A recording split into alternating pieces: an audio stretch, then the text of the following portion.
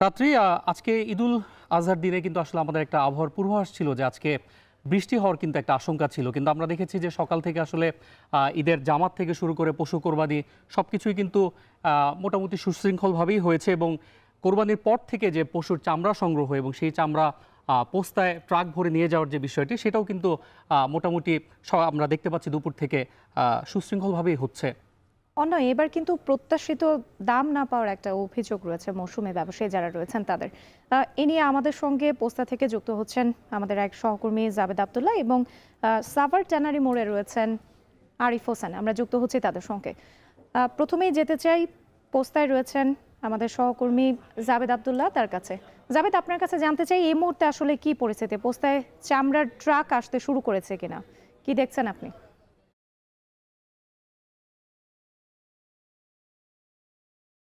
কুরবানি পশুর যে চামড়া, কাঁচা চামড়া, সেই কাঁচা চামড়া এরই মধ্যে চকবাজারের এই পোস্তায় যে আড়তগুলো রয়েছে সেই আড়তগুলোতে ধীরে ধীরে আসতে শুরু করেছে। দেশের নানা প্রান্ত থেকে মূলত মসজিদ, মাদ্রাসা এবং মৌসুমি ব্যবসায়ী যারা রয়েছে তারা মূলত এই চামড়াগুলো নিয়ে এই পোস্তার আড়তে আসছে।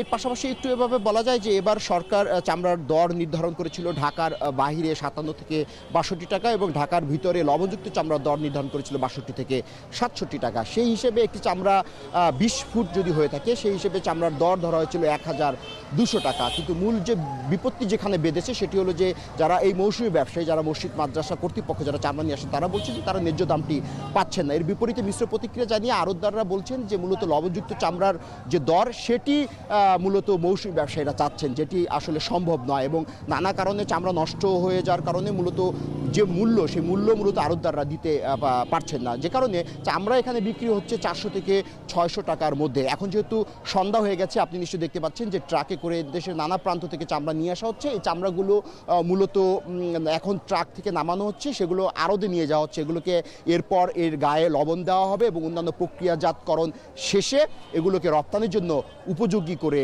তোলা হবে। একটু জানিয়ে রাখি, এবার যে রপ্তানির যে লক্ষ্যমাত্রা ব্যবসায়ীরা আমাদেরকে জানিয়েছে সেই লক্ষ্যমাত্রা নানা কারণে পূরণ নাও হতে পারে, কারণ লবণের দাম বেড়েছে, শ্রমিক খরচ বেড়েছে, পরিবহন ব্যয় বেড়েছে, সব মিলিয়ে মূলত তারা কিছুটা অর্থ সংকটে রয়েছে। অর্থ সংকট থাকার কারণে মূলত তারা চামড়া, কাঙ্ক্ষিত যে চামড়া লক্ষ্যমাত্রা সেই লক্ষ্যমাত্রা চামড়া তারা সংগ্রহ করতে পারছেন না। তো এই হিসেবে বলা যায় যে এখন একেবারে আপনি যে ছবিতে দেখতে পাচ্ছেন যে বিভিন্ন জায়গা থেকে কিন্তু ট্রাকে করে এখানে চামড়া আনা হচ্ছে এবং ফরিয়া যারা আড়তদার তারা মূলত চামড়াগুলো সংগ্রহ করছে। তারা এই ছিল আমার কাছে পোস্তার চামড়া সংগ্রহের সবশেষ তথ্য। আমরা পোস্তা থেকে এবার একটু যেতে চাই সাভার ট্যানারিতে, সেখানে আছেন সহকর্মী আরিফ হোসেন। আরিফ, জানাবেন যে এখন পর্যন্ত আপনি কি পরিমাণ চামড়া সাভারে আসলে আসতে দেখেছেন এবং সবকিছু মিলিয়ে ব্যবস্থাপনা, চামড়া সংরক্ষণ, কোথাও কোনো ধরনের ঘাটতি দেখতে পেয়েছেন কিনা?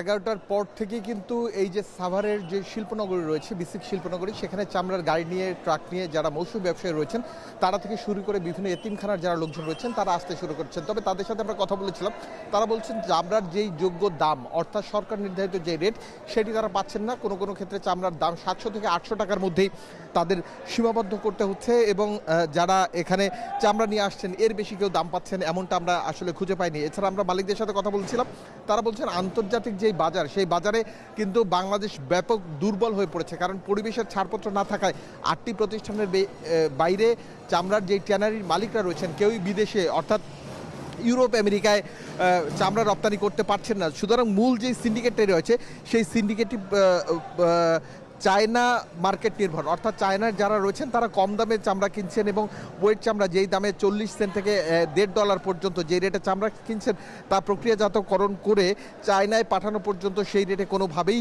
পোষাচ্ছে না যারা মালিক রয়েছেন তাদের। সুতরাং তাদের দরকার ইউরোপ, আমেরিকা থেকে শুরু করে যে উন্নত বিশ্ব রয়েছে সেখানে। আপনি নিশ্চয়ই জানেন $566 বিলিয়ন মার্কেট চামড়ার সারা বিশ্বে। এর মধ্য থেকে আমরা শুধুমাত্র প্রতি বছর $1 থেকে $1.5 বিলিয়ন চামড়া রপ্তানি করতে পারি, যেটি শুধুমাত্র ঈদ কেন্দ্রিকে পূরণ হওয়ার কথা।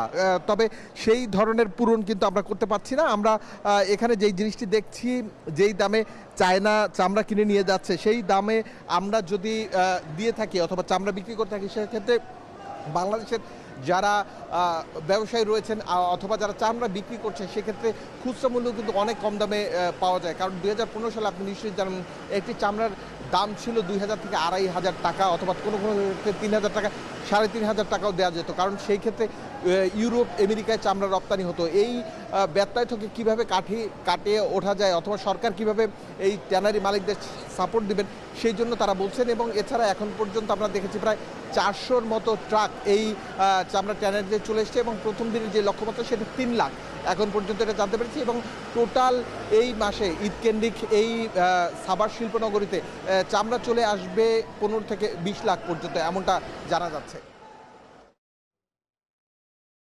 আরিফ হোসেন আমাদের সঙ্গে যুক্ত ছিলেন সাভারের ট্যানারি মোড় থেকে। এবার একটু নাটোরে যেতে চাই, ঢাকার বাইরে। নাটোরে রয়েছেন আমাদের সহকর্মী মাহবুব হোসেন। মাহবুব, আপনি কি দেখতে পাচ্ছেন? চামড়া বেচা বিক্রি শুরু হয়েছে কিনা এবং কত দামে বেচা বিক্রি চলছে সেখানে? আপনি যেমনটি বলছিলেন, ইতিমধ্যে কিন্তু নাটোরের এই বাজারটি সবচেয়ে জমজমাট হয়ে উঠেছে, এবং এই নাটোরের আশপাশ সহ যে বিভিন্ন জেলা রয়েছে এইসব জেলার চামড়া কিন্তু ইতিমধ্যে আসতে শুরু করেছে, এবং ছোট ছোট যানবাহনে করে বিভিন্ন মাদ্রাসা যারা মৌসুমী ব্যবসায়ীরা রয়েছেন তারা কিন্তু চামড়া নিয়ে আসছেন। ইতিমধ্যে দেখতে পাচ্ছেন যে ব্যাপক জমজমাট যেটি বলে চামড়া নিয়ে এই মুহূর্তে ক্রেতা বিক্রেতাদের কিন্তু জমজমাটে ভরে উঠেছে নাটোরের এই দ্বিতীয় বৃহত্তম যে মার্কেটটি সেটি। তবে আমরা দরদাম নিয়ে কথা বলেছি, সেখানে মৌসুমী ব্যবসায়ীরা তারা আমাদেরকে জানিয়েছেন যে তারা যে দামে কিনে নিয়ে এসেছেন তারা কিন্তু সেই দামটা এখানে পাচ্ছে না। আপনাকে জানিয়ে রাখি যে গরুর যে চামড়া রয়েছে সর্বনিম্ন 400 টাকা থেকে সর্বোচ্চ আমরা 1100 টাকা পর্যন্ত এখানে চামড়া বিক্রয় হতে দেখেছি। আর খাসি বকরি সহ অন্যান্য যে চামড়া রয়েছে সেসব চামড়া কিন্তু 10 টাকা 20 টাকা পিস এবং 50 টাকা পিসও আমরা কিন্তু বিক্রয় হতে দেখেছি। তবে মৌসুমী ব্যবসায়ীরা বলছে যে তারা এই দামে যদি চামড়া বিক্রি করে তাহলে কিন্তু তাদের লোকসান গুনতে হবে। আর যারা আড়ত মালিকরা রয়েছেন তারা যেটি বলছেন যে সরকারের যে নির্ধারিত দাম বেঁধে দেওয়া হয়েছিল সেই দামে কিন্তু তারা চামড়া ক্রয় করছেন, যার কারণে তাদেরকে বেশি দামে চামড়া ক্রয় করার সুযোগ নেই। তো এই বছর কিন্তু নাটোরের ব্যবসায়ীরা তারা প্রায় 12 লাখ পিস চামড়া সংগ্রহের তারা লক্ষ্যমাত্রা নির্ধারণ করেছে। এর মধ্যে গরু কিন্তু 4 থেকে 5 লাখ পিস এবং খাসি বকরি সহ অন্যান্য যে চামড়া রয়েছে এটি 5 থেকে 7 লাখ পিস তারা সংগ্রহ করবে। সব মিলে আজকে কিন্তু তারা সারা রাত ধরে এই চামড়া সংগ্রহ করবেন এবং তারা লবণ দিয়ে তারা এটি সংরক্ষণ করে রাখবেন, এবং আগামীকাল হয়তো আরো কিছু যে নতুন চামড়া আছে সেটি হয়তো এই নাটোরের বাজারে প্রবেশ করবে। তো এই ছিল নাটোর থেকে চামড়া ক্রয় বিক্রির সবশেষ খবর। নাটোরের মাহবুব হোসেন আমাদের সঙ্গে যুক্ত ছিলেন এবং জানাচ্ছিলেন পশুর চামড়া বেচা বিক্রির খবর।